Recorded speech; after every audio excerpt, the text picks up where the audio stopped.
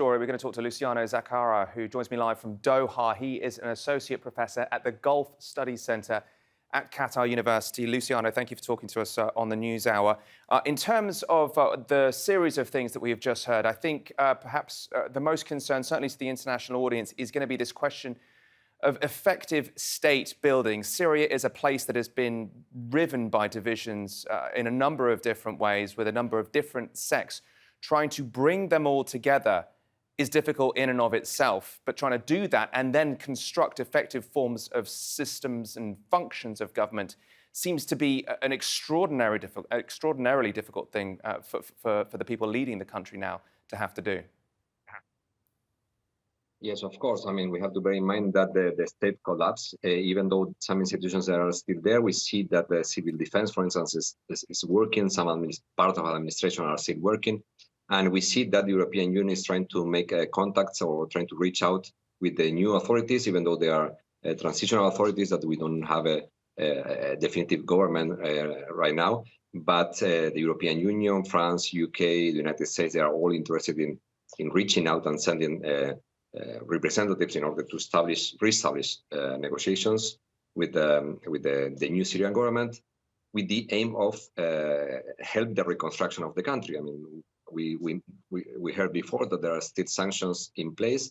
Sanctions will be lifted once there's reassurances from the new government that some of the issues that concern European countries will be addressed. And therefore, once the sanctions are lifted, the main donors that we are seeing that they are mainly the European Union countries can start contributing to the reconstruction of the country, mainly the administrative apparatus and many other aspects that they were destroyed by these 10 years of civil war. In terms of the external role in all of this, though, clearly it is significant. It should not be underestimated. But to what extent is their responsibility the fundamental reason why it will succeed or fail? There are a lot of things that the leadership need to take responsibility for, but ultimately, does the success or failure of Syria now in its new guise depend on what the international community does next? Well, of course. I mean, without the support of the international community, it will be very difficult to succeed. We have to bear in mind that the economy of the country was barely survived all these years. I mean, the social fabric and economic fabric was totally destroyed. Connections with the foreign countries need to be reconstructed in all senses, politically, economically, trade, etc., etc.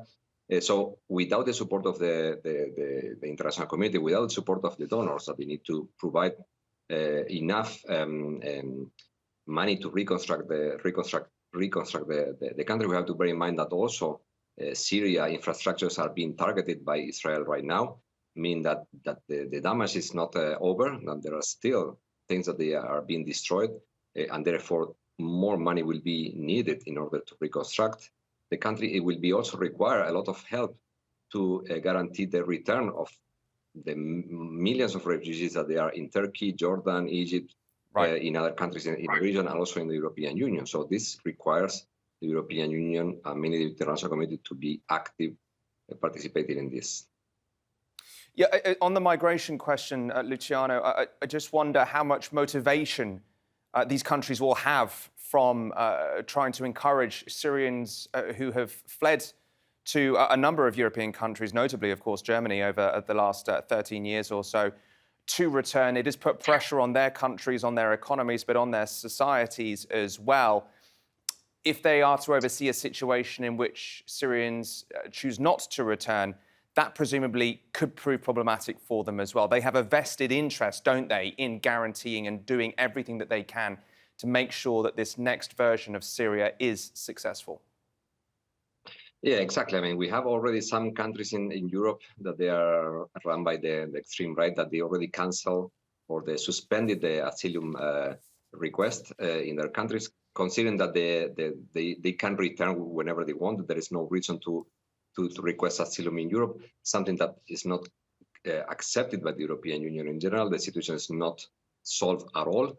But of course, some countries will try to reduce the pressure of the migration in the European Union in order to send back as many as possible. We have to remember that the humanitarian crisis that was created because of the civil war produced the biggest exodus of migrants to European Union in a very short period of time, the biggest migration crisis that the European Union suffers. So this is still there, and they need to at least to regularize people that they are still in the European Union territory and to send back. I mean, I don't know how many people they would be willing to come back to Syria, as far as it's not defined who is going to be the government, how is going to be the government, and how safe is going to be the situation to return. But some countries will try to force. I read that some countries are offering even a bonus of 1,000 euros to send them back home, something that I don't think will be automatically. Right. So many questions, so much still at stake, isn't it? Luciano Zaccara, thank you so much.